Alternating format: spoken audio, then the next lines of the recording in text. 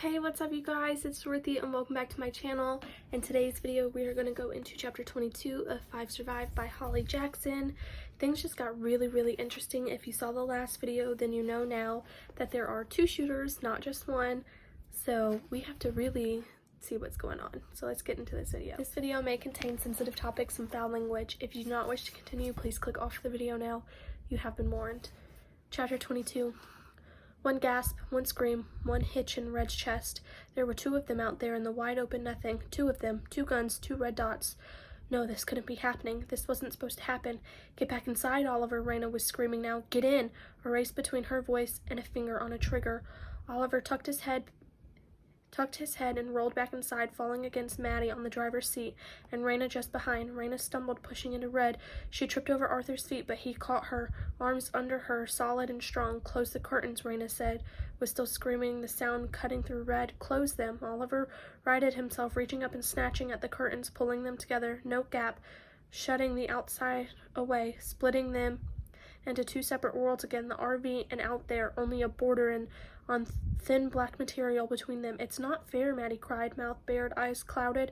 We were almost out. We were almost free. Fat tears broke away, rolling down her chin. Fuck, Oliver roared, tendons sticking out across the length of his neck, red and raw, like a puppet strings that worked his head. Fuck, fuck, fuck.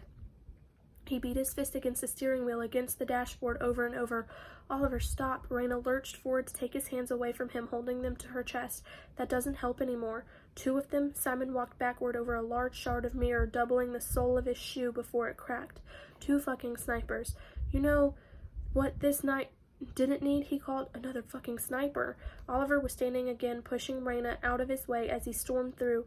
One of his feet caught on a can of beer, sending it spinning. He roared again, an ugly scratching sound as he bent down and wrapped his hands around the closest door as he lifted it up and smashed it back down, the wood splintering, a clean break, clattering back down into 2 unequal halves. Oliver, stop, Maddie cried. You're scaring me.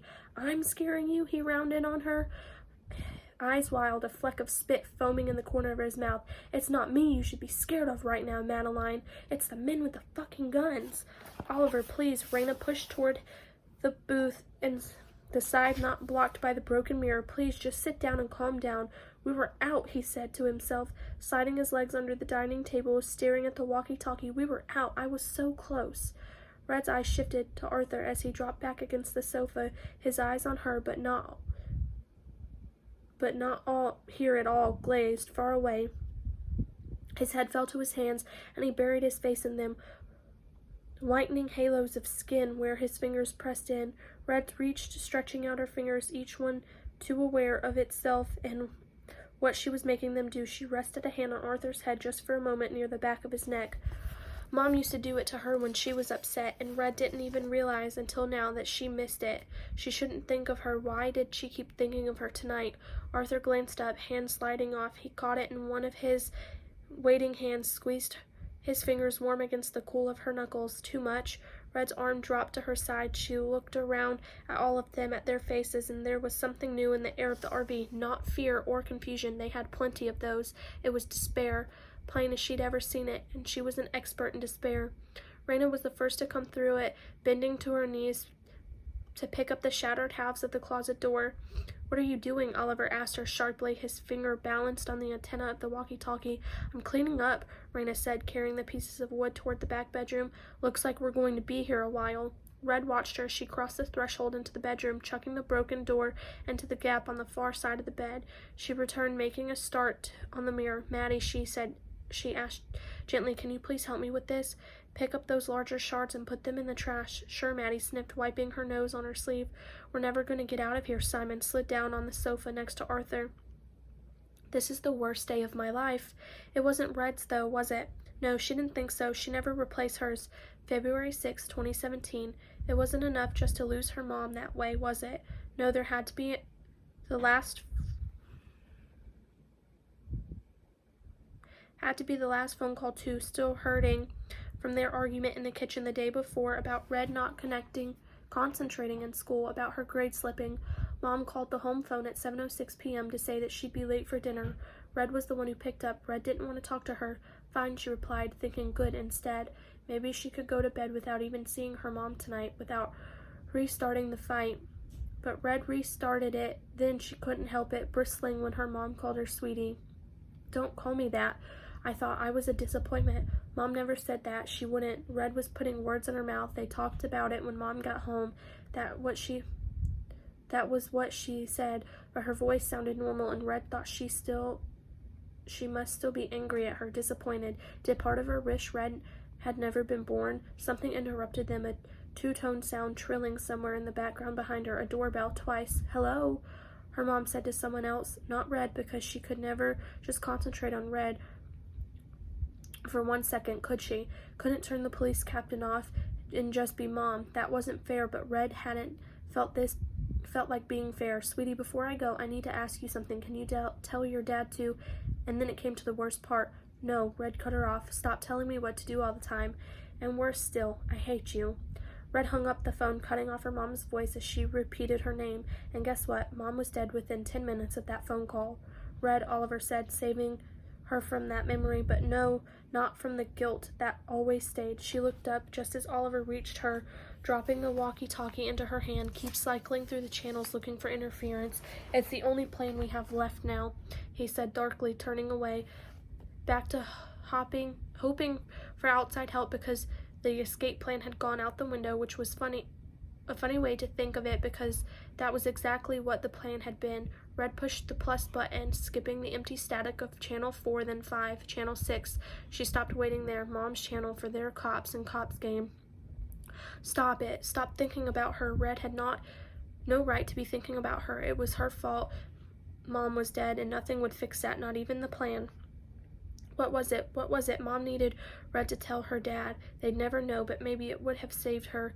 It would have saved her, and Red said no. Red hung up. Mom was killed, executed, and it was Red's fault, only her fault, because the police never found out who shot her, twice in the back of the head, on her knees, thinking about how her daughter hated her, and now she hated her back just as hard.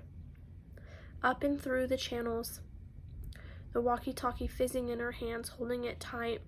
Raina and Maddie had finished clearing up the broken mirror, and now Raina was in the kitchen, taking down 6 glasses from the cupboard. She filled them with water, one after the other, then running the faucet, filling the RV with a new kind of music, blocking the static for a few moments. Here, she passed 1 glass to Maddie, another to Oliver at the table, sliding it over. We need to stay hydrated. It's been a long night already. The next 2 to Arthur and Simon, who needed it most. The last one to Red, a defeated smile on Raina's face as Red's fingers cupped the glass. Thank you, Red said, taking a sip and then a long draw, raising the glass, eyes to the overhead lights. She hadn't realized how thirsty she was, and something else too, a yawning feeling in the back of her gut, hungry again. But she couldn't eat. She drained the rest of the water and came up for air. They couldn't escape. So what were they going to do now? Red couldn't remember exactly. What was it that the sniper had said about the secret he wanted? Would they just wait here, trapped until Catherine Lavoie gave up the name? She looked at Oliver. He said he should know what to do. He was the leader. We're fucked, Oliver was saying, speaking into his half-empty glass, lending his voice a hollow echo. We're completely fucked. Or maybe not. Arthur took Red's empty glass from her, carrying it back to the counter with his 2 dull thuds as he placed them down, and there must have been something wrong with Red's ears because now she was hearing an echo of those 2, which couldn't be right. Arthur sighed. Maybe we should think about See, he began. Shh, Oliver spat, holding his arms up to the silence. I can hear something. I hear. He drew off, tilting his head to raise one ear. Red heard it too, a low clicking, rumbling sound. It was growing, overtaking the static. What is it? Maddie's voice faded with one sharp look from her brother. Red looked up, ears straining beyond the ceiling. It was coming from up there, from the sky. It's a helicopter, Oliver said, jumping from his seat. It's a helicopter. Moving closer and closer. It's a mechanical roar of thunder. They couldn't see it, but they could hear it. It's getting nearer, Oliver shouted, his eyes glittering, replacing the despair. We have to signal it somehow. Let them know we need help. The horn, Maddie said. They won't hear that, Raina told her. The light, Simon crashed up to his feet. We can signal SOS. I know how to do it. He jumped across the light panel, flickering the main switch off and then on again in 3 short bursts. They won't see the windows are covered, Raina shook her head.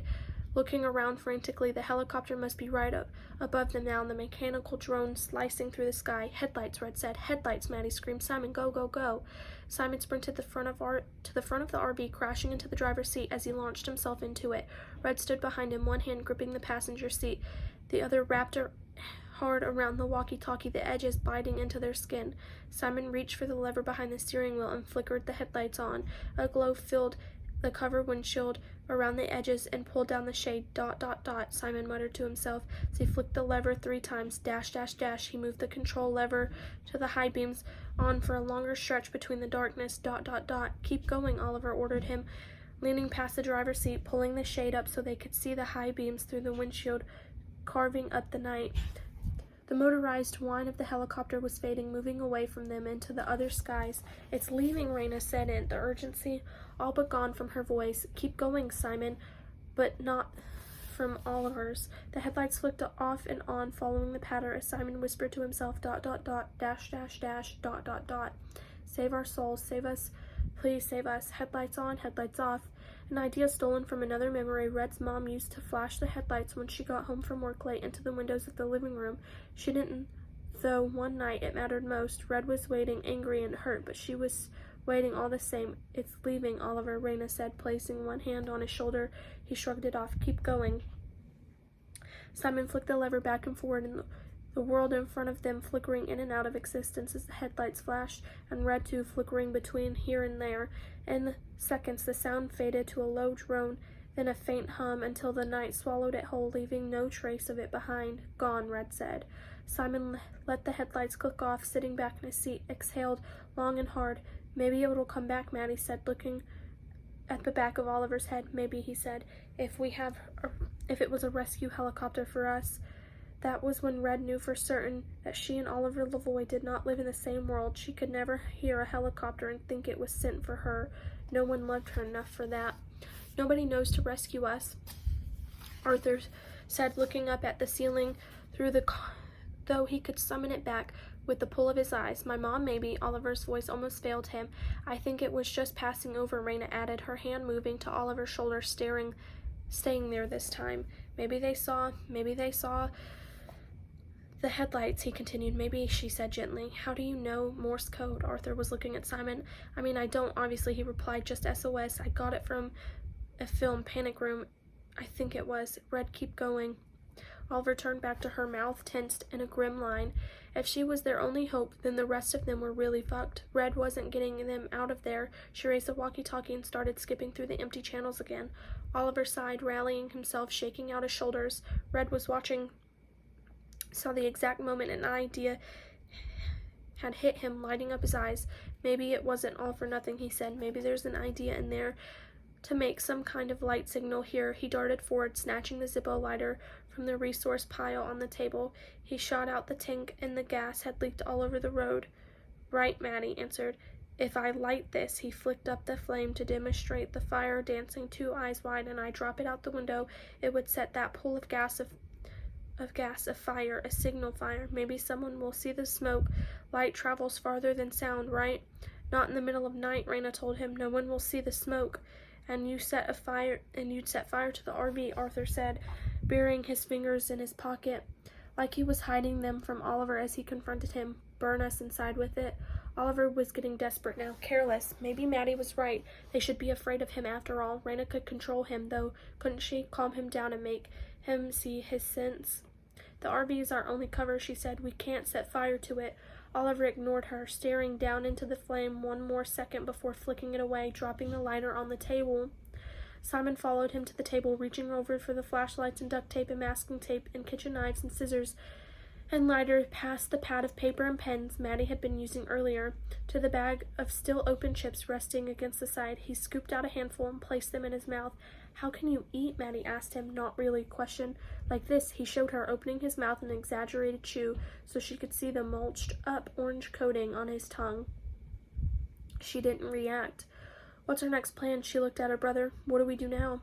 Silence other than the sound of static as Red skipped back to channel 3 and left it there, and a muted crunch from inside Simon's mouth. Guys, Raina said strangely, the world coming out in two uneven halves, like she'd had to force it through.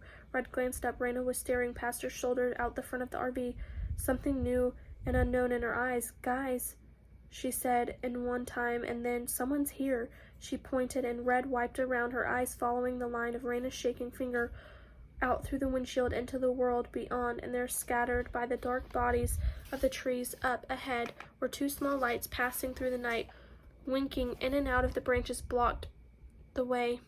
The lights curved around with the road, breaking free from the trees. Two clean white beams pointed right at them, coming this way. Headlights. Someone's here.